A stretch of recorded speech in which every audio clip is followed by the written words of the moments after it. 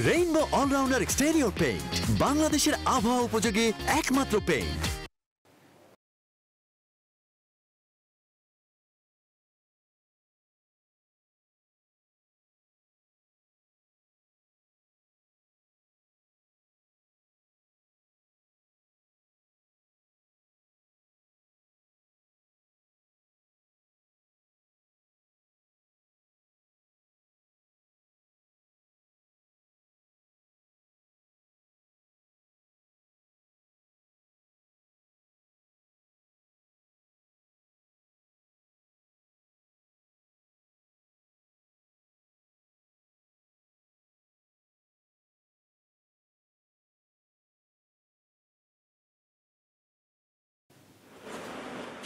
Corona মহামারীর কারণে চলতি বছরের 16 মার্চ থেকে বন্ধ হয়ে যায় প্রত্যক্ষ শিক্ষা কার্যক্রম, যার ফলে শেষ করা যায়নি এসএসসি ও সমমানের পরীক্ষার্থীদের পূর্ণাঙ্গ সিলেবাস। এ কারণেই 2021 সালে এসএসসি ও সমমানের শিক্ষার্থীদের সিলেবাস কমিয়ে 2021 সালের জানুয়ারির পরিবর্তে পরীক্ষা নেওয়া হবে জুন মাসে। মঙ্গলবার এক ভার্চুয়াল সংবাদ সম্মেলনে এই কথা জানান শিক্ষামন্ত্রী। আমরা ক্লাসরুমেই তাদেরকে পড়াবার একটা উদ্যোগ নেব, আমরা চেষ্টা করছি। সার্বিক পরিস্থিতি যদি অনুকূলে থাকে তাহলে 2021 সালের জুন নাগাদ আশা করছি যে এসএসসি বা সমমান পরীক্ষা আমরা হয়তোবা গ্রহণ করতে পারবো। মন্ত্রী জানান, একইভাবে জানুয়ারিতে দেয়া হবে এইচএসসি পরীক্ষার্থীদের সংক্ষিপ্ত সিলেবাস, আর পরীক্ষা নেওয়া হবে জুলাই আগস্ট মাসে। সার্বিক পরিস্থিতি যদি অনুকূলে থাকে ইনশাআল্লাহ তাহলে 2021 সালের জুলাই আগস্ট নাগাদ আমরা এইচএসসি বা সমমান পরীক্ষা গ্রহণের একটা আশা প্রকাশ করছি। এছাড়াও 2021 শিক্ষাবর্ষ থেকে বিলুপ্ত হচ্ছে রোল নাম্বার প্রথা। এর মাধ্যমে সকল শিক্ষার্থীদের উপর বিশেষ নজরদারি করা যাবে বলে জানান প্রাথমিক ও গণশিক্ষামন্ত্রী। মঙ্গলবার থেকে শুরু হয়েছে স্কুল ভর্তির জন্য অনলাইন আবেদন ফর্ম জমা নেওয়া। দীর্ঘ লাইনে দাঁড়িয়ে সরকারি বেসরকারি বিভিন্ন স্কুলে ফর্ম জমা দেওয়া নিয়ে আপত্তি জানান অভিভাবকরা। লাইনে দাঁড়িয়ে জমা নেওয়াটা এখন উচিত ছিল না। আমরা ফর্মটা অনলাইনে তুলছি, আর এই যে লটারি এটা যদি অনলাইনে নিত তাই আমাদের জন্য ভালো হতো। এর আগে ষষ্ঠ শ্রেণীতে ভর্তির ক্ষেত্রে শিক্ষা মন্ত্রণালয়ের বেঁধে দেয়া 11 বছর বয়সের শর্তটি স্থগিত করেছেন আদালত। অভিভাবকদের করা রিটের শুনানির এই রায়ের ফলে 10 বছরের ঊর্ধ্বে যে কেউ এখন ষষ্ঠ শ্রেণীতে ভর্তি হতে পারবে। মঙ্গলবার শিক্ষামন্ত্রীর সংবাদ সম্মেলনে জানানো হয়, জানুয়ারিতেই নতুন শিক্ষা প্রতিষ্ঠান এমপিভুক্ত আবেদন গ্রহণ শুরু হবে। বছরের প্রথম দিনেই যাতে শিক্ষার্থীরা নতুন বই পায় সেজন্য 31 ডিসেম্বর বই উৎসবের উদ্বোধন করবেন প্রধানমন্ত্রী শেখ হাসিনা, যার পরবর্তী 12 দিন ধরে বিভিন্ন ক্লাসে বই পাবেন শিক্ষার্থীরা। রিশাদ হাসান, নিউজ 24, ঢাকা।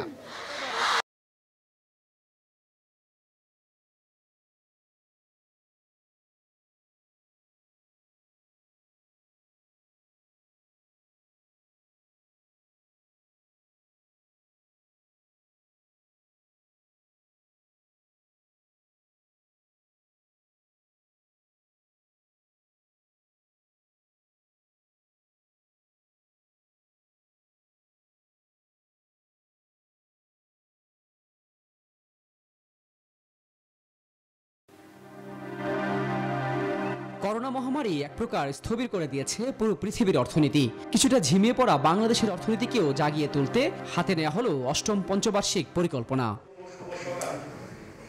রাজধানীর এনএসসি সম্মেলন কক্ষে অনুষ্ঠিত বৈঠকে চূড়ান্ত অনুমোদন পেল ৬৪,৯৬০ কোটি টাকা ব্যয়ের এই ৫ বছর মেয়াদী পরিকল্পনা। প্রধানমন্ত্রী শেখ হাসিনা গণভবন থেকে যার সভাপতিত্ব করেন।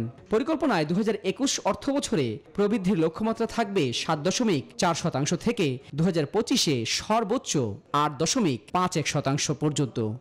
দেশে বর্তমান ইকোনমিক জোনের বাইরে আরও নতুন ইকোনমিক জোন করা হবে এবং সার্বিক পলিসি থাকবে বিদেশে খালি সবাই চলে না হলে নিজের দেশের ভিতরে থাকার জন্য পরিবেশ সৃষ্টি করা, যাতে করে আমাদের ইয়াং আপনাদের মতো যারা আছেন কম বয়সে তারা চাকরি ভিতরেই পেতে পারেন। পরিকল্পনা মেয়াদে দেশ ও বিদেশে মোট কর্মসংস্থানের লক্ষ্যমাত্রা নির্ধারণ করা হয়েছে ১,১৩,০০,০০০। দারিদ্র্যের হার ২৩% থেকে ১৫%-এ নামিয়ে আনার পরিকল্পনা করা হয়েছে। লক্ষ্য অতি দরিদ্রের হার ১২% থেকে কমিয়ে ৭%-এ নিয়ে আসা। আমাদের সামগ্রিক পরিকল্পনার সাফল্যেই দারিদ্র্য কমে আসছে, কর্মসংস্থান কমছিল। যেহেতু আমাদের চতুর্থ শিল্প বিপ্লবের ঢেউ আমাদের দেশে লেগেছে, কিছু অটোমেশন হচ্ছে, আধুনিকায়ন হচ্ছে, প্রযুক্তি গ্রহণ করা হচ্ছে, যে হারে প্রবৃদ্ধি কমছিল আমাদের কি বলবো আনএমপ্লয়মেন্ট বা বেকারত্ব, সেটা হারটা একটু হয়ে আসছে, কমে আসছে। এছাড়া পরিকল্পনার এই দলিলে দেশের মানুষের গড় আয়ু ৭২ থেকে ৭৪ বছরে উন্নতির প্রত্যাশা করা হয়েছে। আর কর্মসংস্থান তো সরকারি বেসরকারি মিলে হবে। সুলতান আহমেদ, নিউজ 24, ঢাকা।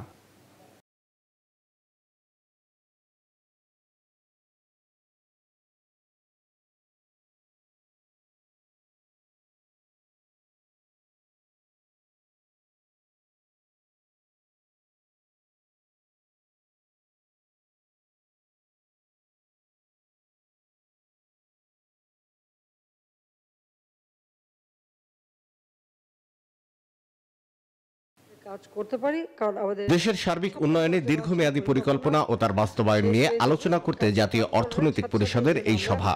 সপ্তম পঞ্চবার্ষিক পরিকল্পনার সফল সমাপ্তির পর এই সভাতেই অনুমোদন দেওয়া হয় অষ্টম পঞ্চবার্ষিক পরিকল্পনার। গণভবন থেকে এ সভায় ভার্চুয়াল প্ল্যাটফর্মে যোগ দেন জাতীয় অর্থনৈতিক পরিষদের চেয়ারম্যান প্রধানমন্ত্রী শেখ হাসিনা। বিশ্বের দরবারে বাংলাদেশ একটা মর্যাদাও পেয়েছে। একসময় বাংলাদেশ বললে সবাই এমন ভাবে ভাব দেখাতো যে বাংলাদেশ শুধু মানুষের কাছে মানে হাত পেতে চলে, যেটা আমার নিজের, আমি যখন বিরোধী দলে ছিলাম তখন আমার নিজের খুব আত্মসম্মানে বাধতো এবং খুব কষ্ট লাগতো যে সারাটা জীবন জাতির পিতারা সংগ্রাম করেছেন, কষ্ট করেছেন, লাখো শহীদ রক্ত দিয়ে স্বাধীনতা এনেছে।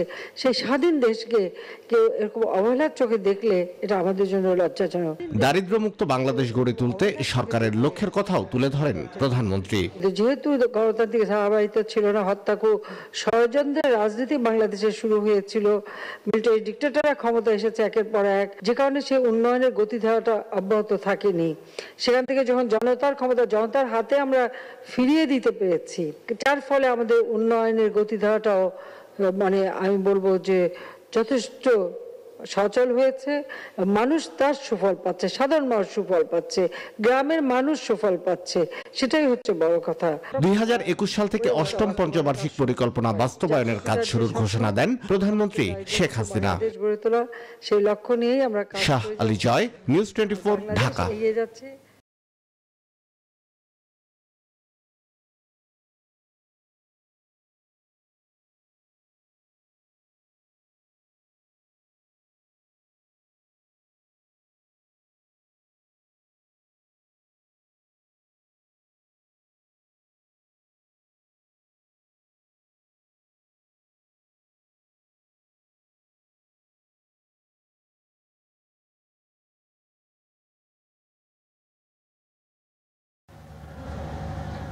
রোহিঙ্গাদের দ্বিতীয় ধাপে ভাসানচরে নিয়ে যেতে আনুষ্ঠানিকতা শুরু হয় একদিন আগেই। সব মিলিয়ে 7টি জাহাজ। মঙ্গলবার সকাল 7টায় শুরু হয় বোর্ডিং।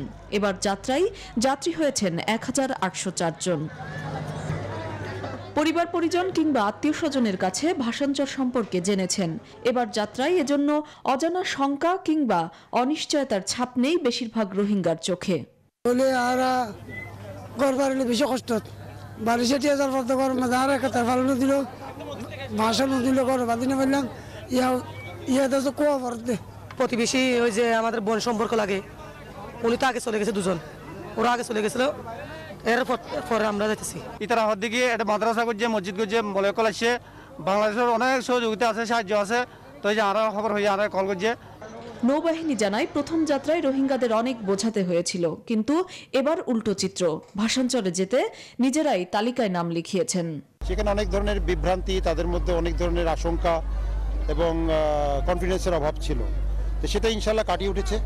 এবং সুখবর হলো ইতিমধ্যেই 1642 জন লোক গত মাসে গিয়েছে, ওনারা খুব সুস্থ আছেন, ভালো আছেন এবং অনেক উৎসাহী নিয়ে ওখানে থাকছেন।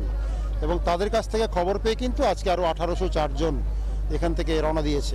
সকাল 10:15টার দিকে চট্টগ্রামের পতেঙ্গায় নৌবাহিনীর জেটি থেকে প্রথম জাহাজ ছেড়ে যায়। এরপর ধাপে ধাপে অন্য জাহাজগুলো ভাসানচরের উদ্দেশ্যে রওনা হয়, যাদের সাথে ছিল অন্য বাহিনীর নিরাপত্তা বেষ্টনী।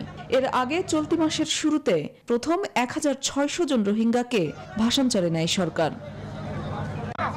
লাকমিনা জেসমিন সোমা, নিউজ 24, ঢাকা।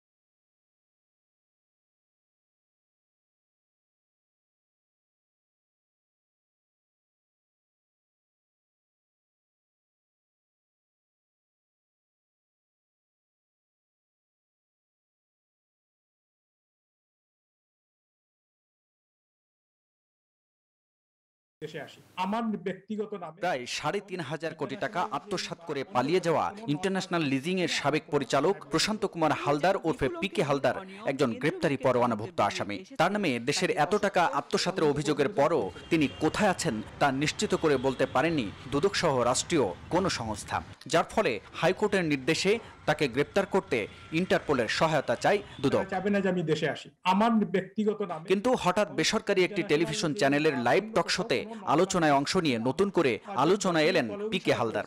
মঙ্গলবার পিকে হালদারের এমন উপস্থিতি হাইকোর্টের নজরে এনে এর বৈধতা জানতে চান দুদক, কিন্তু দুদকের আবেদন লিখিত না হওয়ায় এই বিষয়ে কোনো সিদ্ধান্ত দেননি হাইকোর্ট। আদালত বলেছে এটা আপনারা যদি কিছু বলতে চান সেটা তো লিখিত আকারে বলতে হবে। আমি বললাম এটা তো সুমোটো রুল, যেহেতু না বলে যে রুলে হোক আপনাকে লিখিত আকারে বলতে হবে। কমিশন আমাকে বলেছে লিখিত আকারে কপিটা পেয়ে যাবো ঘণ্টাখানেকের মধ্যে, মৌখিকভাবে বলেছে আপনি বিষয়টি আদালতের নজরে আনেন লিখিত আকারে যে পলাতক আসামির এভাবে টেলিকাস্ট করা যাবে কিনা ইন্টারভিউ। ডেপুটি অ্যাটর্নি জেনারেল বলছেন পিকে হালদার একজন পলাতক আসামি হওয়ায় কোনো টেলিভিশন তার বক্তব্য প্রচার করতে পারে না। একজন পলাতক আসামির ক্ষেত্রে হাইকোর্টের একটা নির্দেশনা আছে, তার কোনো বক্তব্য গণমাধ্যমে প্রকাশ করা যাবে না এবং সেক্ষেত্রে সকল পলাতক আসামির ক্ষেত্রে এই বিষয়টা প্রযোজ্য। আইনের দৃষ্টিতে যেটা আছে পলাতক আসামি তো পলাতকই, সে ওপেন কোথাও বক্তব্য দিয়ে বেড়াইতে পারে না। পিকে হালদার তার ইন্টারভিউতে বলেন অর্থ আত্মসাতের যে অভিযোগ আনা হয়েছে তার বিরুদ্ধে তা সঠিক নয়। ইনস্টিটিউশনে আমার কোনো লায়াবিলিটি নেই। এদিকে দুদকের এক আবেদনের শুনানি নিয়ে পিকে হালদারের রাজধানীর ধানমন্ডির দুটি ফ্ল্যাট এবং রূপগঞ্জের প্রায় ৬ একর জমি ক্রোকের নির্দেশ দিয়েছেন ঢাকা মহানগর দায়রা জজ আদালত। হাবিবুল ইসলাম হাবিব, নিউজ 24, ঢাকা।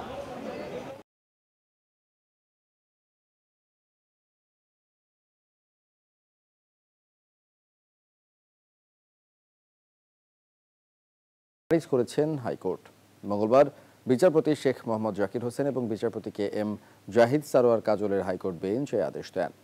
আদালতে আবেদনের পক্ষে ছিলেন আইনজীবী সৈয়দ মামুন মাহবুব, রাষ্ট্রপক্ষে ছিলেন deputy attorney general Mohammad Monirul Islam. বিচারিক আদালতে মামলাটি সাক্ষ্য গ্রহণ পর্যায়ে রয়েছে। রাষ্ট্রপক্ষে মোট ৪৩ সাক্ষীর মধ্যে ১৩ জনের সাক্ষ্য গ্রহণ শেষ হয়েছে। পরবর্তী সাক্ষ্যের জন্য আগামী ৬ জানুয়ারি দিন ধার্য করা হয়েছে। সাবরিনা আরিফুল ছাড়াও এ মামলার অন্য আসামিরা হলেন আবু সাইদ চৌধুরী, হুমায়ুন কবির হিমু, তানজিলা পাটোয়ারি, বিপ্লব দাস, রফিকুল ইসলাম রোমিও ও জেবুনেসা।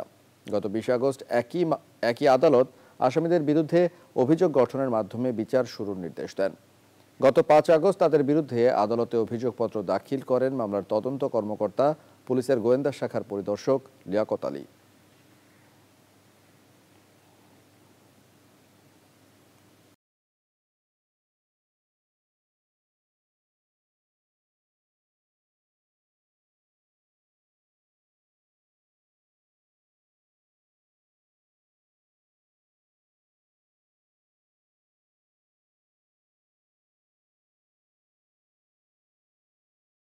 নির্বাচন কমিশন সচিবালয় সূত্রে এখন পর্যন্ত প্রাইমারি হিসেবে জানা যায় পৌরসভার সময় কমপক্ষে ৬০ ভাগের বেশি ভোট কাস্ট হয়েছে, কোথাও কোথাও ৭০ থেকে ৮০ ভাগ এরও বেশি ভোট পড়েছে। এ থেকে জনগণ ভোট দিতে পারে না বলে বিএনপি যে মিথ্যা অভিযোগ তার অসারতা প্রমাণিত হয়েছে। ভোটারদের ব্যাপক অংশগ্রহণ গণতন্ত্রের এগিয়ে যাওয়ার বার্তাই বহন করে।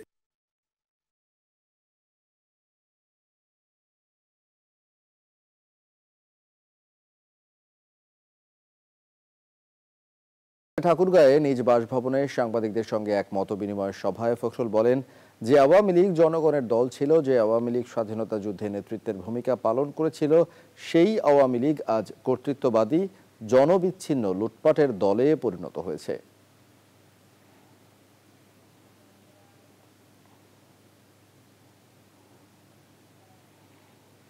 আওয়ামী লীগ আজকে পুরোপুরিভাবে একটা কর্তৃত্ববাদী দল হয়ে পরিণত হয়েছে, জনবিচ্ছিন্ন একটা দলে পরিণত হয়েছে। দুর্ভাগ্যজনকভাবে প্রায় বেশিরভাগ ক্ষেত্রেই তারা শক্তি প্রয়োগ করেছে।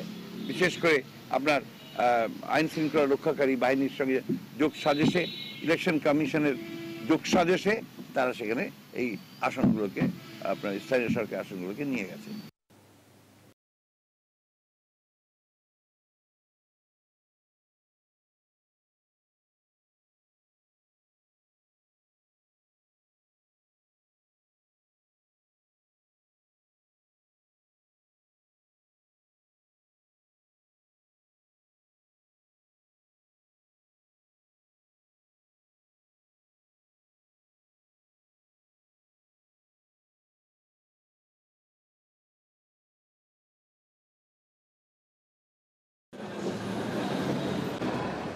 24 ঘন্টায় যুক্তরাষ্ট্রে নতুন করে 1.5 লাখের বেশি করোনা রোগী শনাক্ত হয়েছে। দেশটিতে নতুন বৈশিষ্ট্যের ভাইরাসের উপস্থিতি থাকায় বিষয়টি পর্যবেক্ষণ করছেন মার্কিন গবেষকরা। একদিনে 487 জনের প্রাণহানি হয়েছে রাশিয়ায়। নতুন ভাইরাস শনাক্তের পর যুক্তরাজ্য ও ফ্রান্স দুই দেশেই 3 শতাধিকের মৃত্যু হয়েছে। নাকে মুখে কোনো কিট প্রবেশ না করিয়েই করোনা শনাক্তের একটি সহজ যন্ত্রী আবিষ্কার করেছে ইন্দোনেশিয়া। যে কোনো ব্যক্তি যন্ত্রটিতে বেলুন ফোলানোর মতো শ্বাস নিলেই আক্রান্ত থাকার বিষয়টি শনাক্ত করা যাবে। জিনোস C-19 নামের এই যন্ত্রটি 9 মাসের প্রচেষ্টা চালিয়ে আবিষ্কার করেছেন ইন্দোনেশিয়ার গদজা মাদা বিশ্ববিদ্যালয়ের একদল গবেষক। বিশ্বের বিভিন্ন দেশে অব্যাহত রয়েছে করোনা ভাইরাসের টিকাদান কর্মসূচি। প্রথমবারের মতো সোমবার থেকে ভ্যাকসিন প্রয়োগ শুরু করেছে বেলজিয়াম। একই দিনে মডার্না ভ্যাকসিন প্রথম চালান পৌঁছে গেছে দক্ষিণ কোরিয়ায়। করোনা টিকার ড্রাই রান শুরু করেছে ভারতের 4টি রাজ্য। আর জানুয়ারিতে অক্সফোর্ড ভ্যাকসিন অনুমোদন পাবে বলে জানিয়েছে দেশটির সিরাম ইনস্টিটিউট। এদিকে আগামী বছরে বিদেশ ভ্রমণে লাগতে পারে ভ্যাকসিন পাসপোর্ট, এমনটাই তথ্য দিয়েছে CNN। চন্দ্রানী চন্দ্রা, নিউজ 24।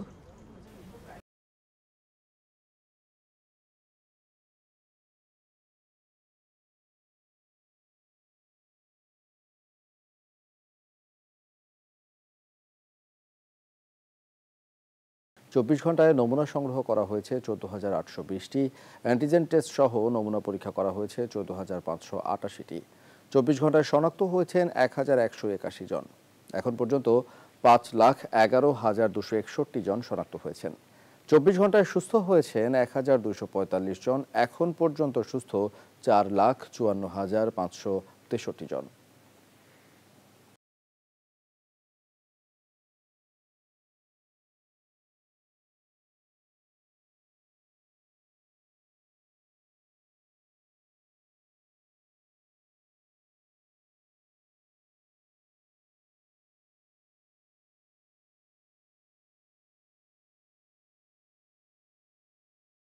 দ্বিতীয় ঢেউ মোকাবেলা ও কোভিড-19 নতুন স্ট্রেইন নিয়ন্ত্রণে বিভিন্ন কর্মপরিকল্পনা নিয়ে আলোচনা হয় এই ভার্চুয়াল সভায়।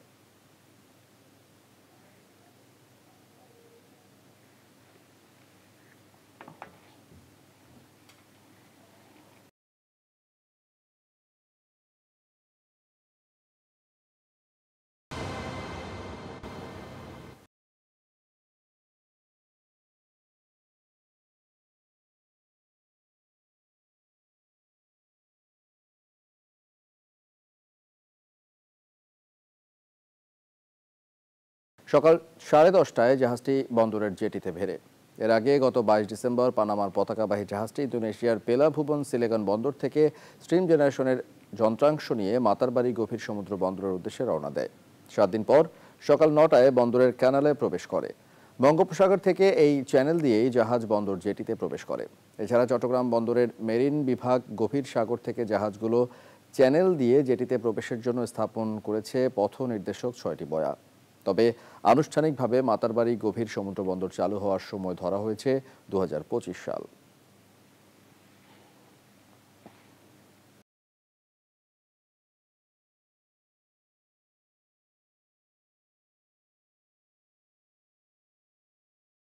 করা এখন সময়ের দাবি, আর এর কোনো বিকল্প নেই বলেও মনে করেন মুক্তিযুদ্ধের চেতনার সাংবাদিক ফোরাম। মঙ্গলবার রাজধানীর জাতীয় প্রেসক্লাব নির্বাচন 2020 উপলক্ষে ফরিদা ইয়াসমিন ওমর ফারুক প্যানেল পরিচিতি অনুষ্ঠানের আলোচনা সভায় কথা বলেন সিনিয়র সাংবাদিকরা। এ সময় ক্লাবের গৌরব ফিরিয়ে আনতে অতীতের অক্লান্ত পরিশ্রমের দিনগুলোর কথা মনে করিয়ে দেন প্রেসক্লাবের বর্তমান সাধারণ সম্পাদক ফরিদা ইয়াসমিন। আর যোগ্যতা বিবেচনা এবং প্রেসক্লাব সদস্যদের স্বপ্ন বাস্তবায়নে এবার সভাপতি পদে যোগ্য প্রার্থী হিসেবে ফরিদা ইয়াসমিনকে মনোনীত করায় সদস্যদের প্রতি কৃতজ্ঞতা জানান ইংরেজি দৈনিক ডেইলি অবজারভারের সম্পাদক ইকবাল সোবহান চৌধুরী। এ সময় সিনিয়র সাংবাদিক বাংলাদেশ ফেডারেল সাংবাদিক ইউনিয়নের সাবেক সভাপতি মঞ্জুল হাসান বুলবুল অভিযোগ করে বলেন, প্রেসক্লাব নির্বাচনে মুক্তিযুদ্ধের চেতনার সাংবাদিক ফোরাম মনোনীত প্যানেলের জয় সুনিশ্চিত জেনে তা প্রতিহত করতে নানা গুজব ছড়ানোর চেষ্টা করছে একটি মহল। আর এর জবাব দিতে 31 ডিসেম্বর প্রেসক্লাব নির্বাচনের ভোটে ব্যালটের মাধ্যমে ফরিদা ইয়াসমিন ওমর ফারুক পরিষদকে জয়যুক্ত করার আহ্বান জানান আলোচনার বক্তারা।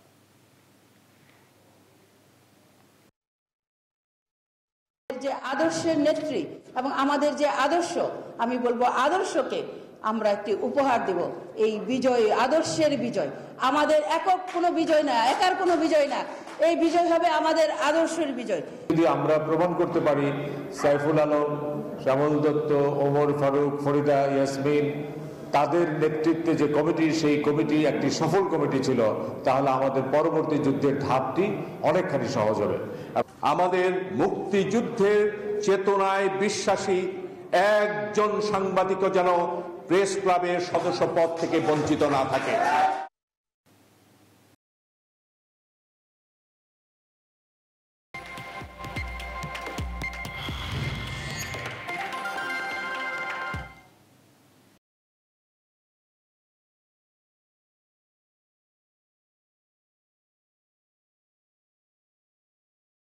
করা হয়। মিসেস রাজু ট্রেনিং এর স্বত্বাধিকারী আসিফ ইকবালের সভাপতিত্বে অনুষ্ঠানে প্রধান অতিথি ছিলেন SSRM রডের ব্যবস্থাপনা পরিচালক শেখ মাসাদুল আলম মাসুদ। অনুষ্ঠানে জেলার 4 জন সর্বোচ্চ SSRM রড বিক্রেতাদের পুরস্কৃত করা হয়।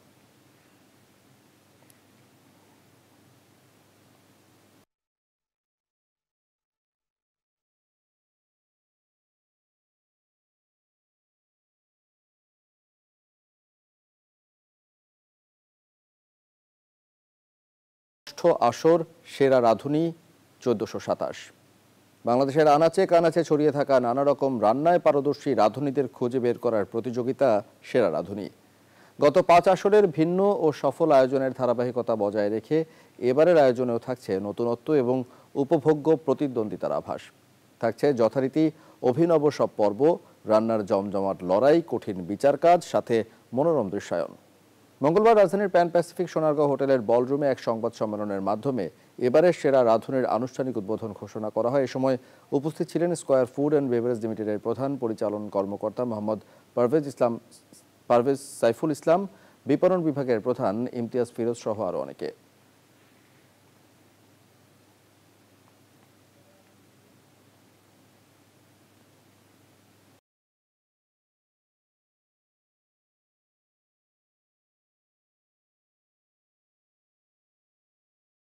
ডিজিটাল অনুষ্ঠানের মধ্য দিয়ে এই মোটরসাইকেলটির উদ্বোধন করেন টিভিএস অটো বাংলাদেশের ব্যবস্থাপনা পরিচালক জে একরাম হোসাইন। অনুষ্ঠানে উপস্থিত ছিলেন টিভিএস অটো বাংলাদেশ লিমিটেডের সিইও বিপ্লব কুমার রায়। 4V সাথে স্মার্ট এক্স কানেক্ট টেকনোলজির সংস্করণ, যাতে বাইকাররা পাবেন স্পোর্টস বাইকের অনুভূতি। লুক থেকে শুরু করে সবকিছুতেই মোটরসাইকেলটিতে রয়েছে নতুনত্ব।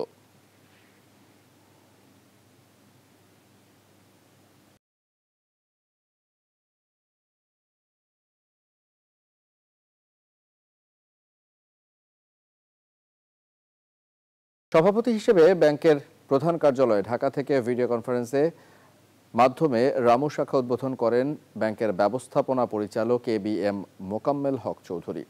অনুষ্ঠানে প্রধান অতিথি ছিলেন কক্সবাজার 3 আসনের মাননীয় সংসদ সদস্য সাইমুম সারোয়ার কমল। অনুষ্ঠানে বিশেষ অতিথি ছিলেন ইউনিয়ন ব্যাংকের উপব্যবস্থাপনা পরিচালক হাসান ইকবাল, মোহাম্মদ নজরুল ইসলাম সহ আরও অনেকে। উপলক্ষে এক দোয়া মাহফিলের আয়োজন করা হয়।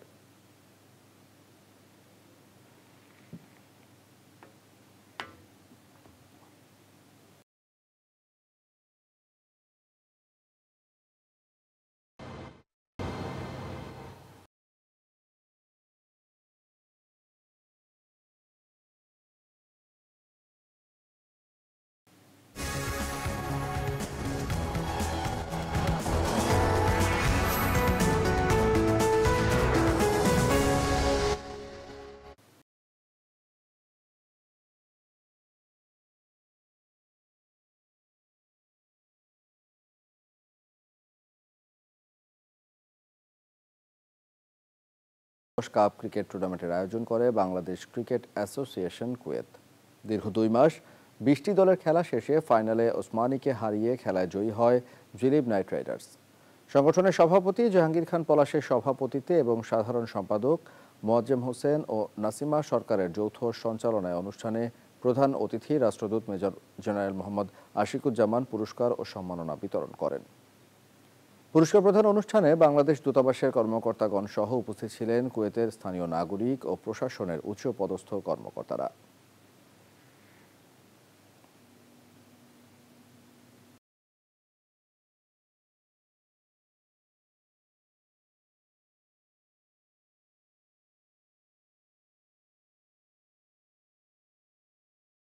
সভায় যুক্তরাজ্য আওয়ামী লীগের সিনিয়র সহ সভাপতি প্রফেসর আবুল হাশেম সভাপতিত্ব করেন। বঙ্গবন্ধু ইন্টারন্যাশনাল রিসার্চ সেন্টার ব্রাসেলসের কোঅর্ডিনেটর এবং বেলজিয়াম আওয়ামী লীগের সভাপতি বজলুর রশিদ বুলুর সঞ্চালনায় এবং ডেনমার্ক আওয়ামী লীগের সভাপতি আলী লিঙ্কন মোল্লার সার্বিক ব্যবস্থাপনায় উক্ত আলোচনা সভায় প্রধান অতিথি হিসেবে উপস্থিত ছিলেন বিচারপতি শামসুদ্দিন চৌধুরী মানিক।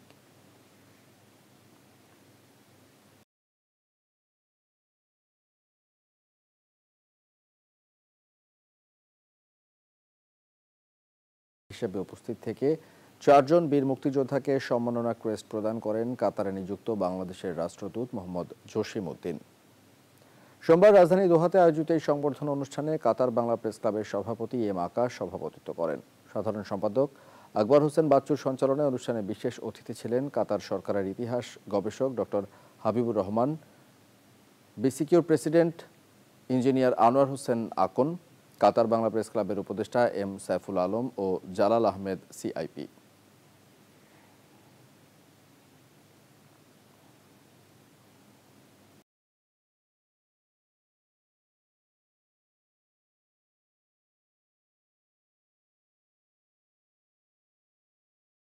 বাংলাদেশে কৃষি শ্রমিকদের আবাসস্থলে ভয়াবহ অগ্নিকাণ্ডের ঘটনা ঘটে।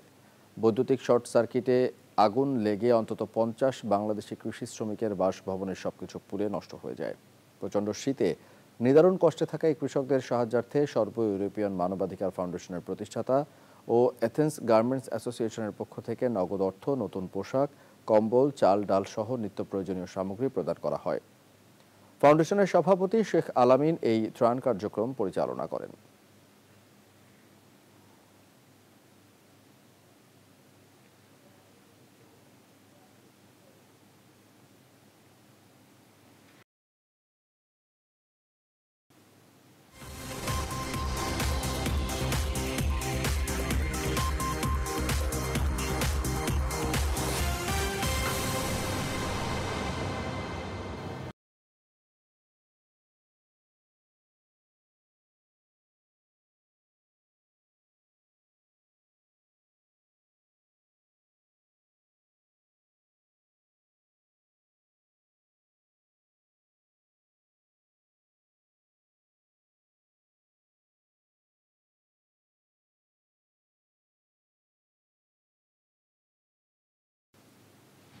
ক্যালিফোর্নিয়ার দক্ষিণে ঠান্ডা ঝড়ের সাথে বৃষ্টিতে স্থবির হয়ে পড়েছে জনজীবন। নিচু জায়গাগুলিতে বন্যার পানি জমে ট্রাফিক জ্যামের সৃষ্টি হয়েছে। লস অ্যাঞ্জেলেসে হঠাৎ বৃষ্টিতে 3.8 সেন্টিমিটার পর্যন্ত পানি জমেছে। মোবাইলে ধারণকৃত ভিডিওতে দেখা যায় লং বিচে শিলা বর্ষণের কারণে গাছ সব নুয়ে পড়েছে। ব্রিটেনে রাতভর ভারী তুষারপাতের পর অনেককে পরিবার নিয়ে মজা করতে দেখা যায়। দেশটিতে নতুন ধরনের করোনা শনাক্তের পর সপ্তাহব্যাপী ঘরবন্দি রয়েছে মানুষজন। লন্ডনে আবহাওয়া এজেন্সির সতর্কতা, মঙ্গলবার পর্যন্ত তুষারপাত অব্যাহত থাকবে।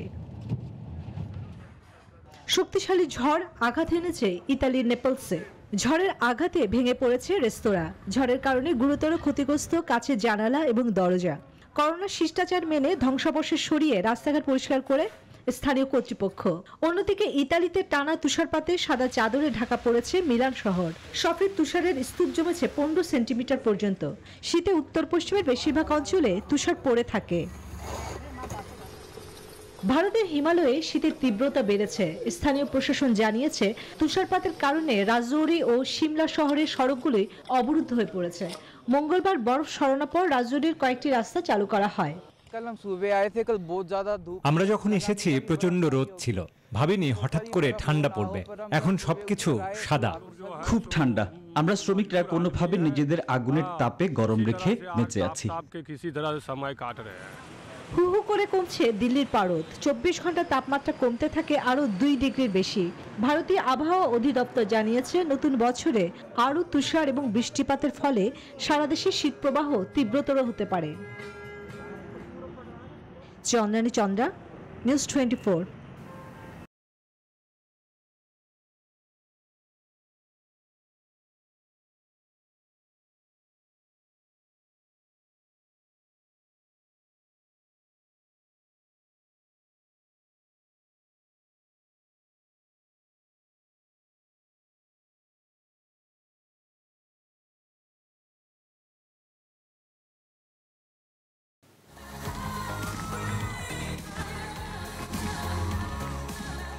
আগামী 20 জানুয়ারি শপথ গ্রহণের মাধ্যমে যুক্তরাষ্ট্রের 46তম প্রেসিডেন্ট হিসেবে দেশ শাসনের ভার নেবেন জো বাইডেন। আর এর আগে সেই ক্ষমতা বুঝে নিতে অন্তর্বর্তী টিম নিয়ে কাজ করছেন এই ডেমোক্রেট।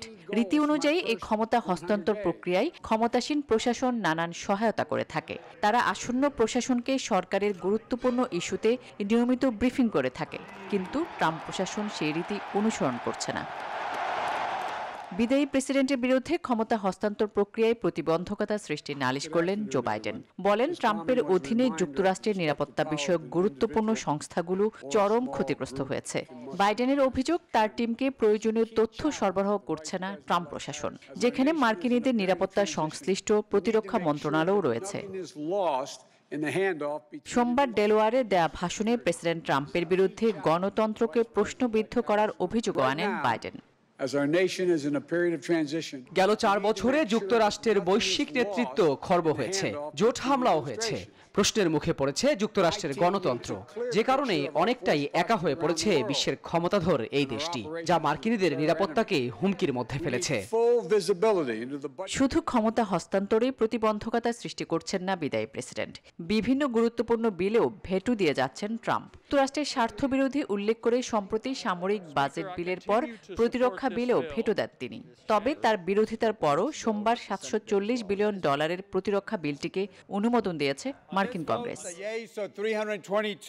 আসমাতুলি, নিউজ 24।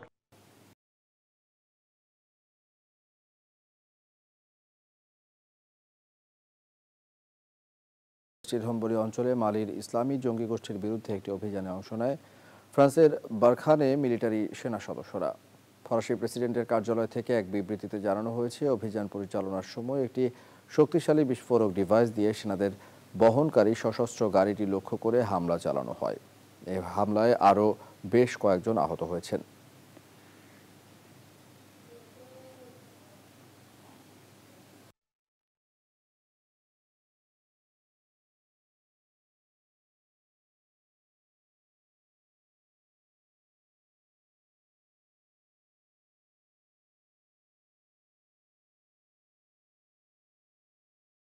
টাইমস জানায়, গেল মাসে দেশটির শিল্প পণ্যের চালান 0.9% কমে 98 পয়েন্টে দাঁড়িয়েছে। ডিসেম্বরে জাপানি কারখানার কার্যক্রমে 1.1% কমার আশঙ্কা করা হচ্ছে, যদিও জানুয়ারিতে তা 7.1% বাড়বে বলেও আশা করা হচ্ছে। বিশ্বজুড়ে করোনার দ্বিতীয় ও তৃতীয় ঢেউয়ের পাশাপাশি ভাইরাসটির নতুন রূপে ফের আতঙ্ক ছড়ানোয় আগামী কয়েক সপ্তাহ আরও নিবিড় পর্যবেক্ষণের আহ্বান টোকিওর।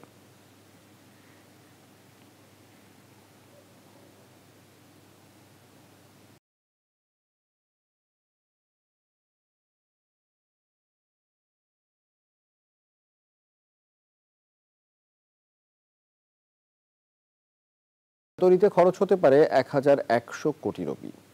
সোমবার রামের জন্মভূমি তীর্থক্ষেত্র ট্রাস্টের কোষাধ্যক্ষ স্বামী গোবিন্দ দেব গিরিজ মহারাজ এক সংবাদ সম্মেলনে এই তথ্য দেন।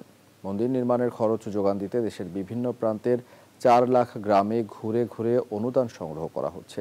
এছাড়াও সাধারণ মানুষ নিজেরা এসে অনুদান দিতে পারবেন বলে জানানো হয়েছে ট্রাস্টের পক্ষ থেকে। আগামী 15 জানুয়ারি থেকে শুরু হবে শ্রীরাম মন্দির নিধি সমর্পণ প্রচার অভিযান, চলবে 27 ফেব্রুয়ারি পর্যন্ত।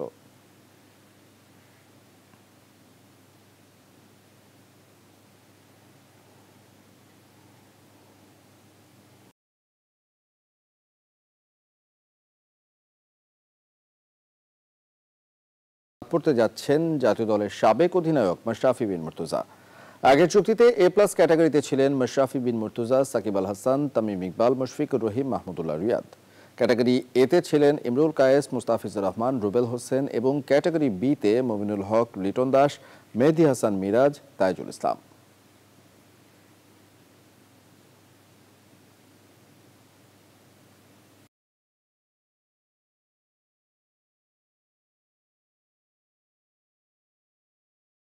দুর্দান্ত এক জয় পেয়েছে উত্তর বারিধারা।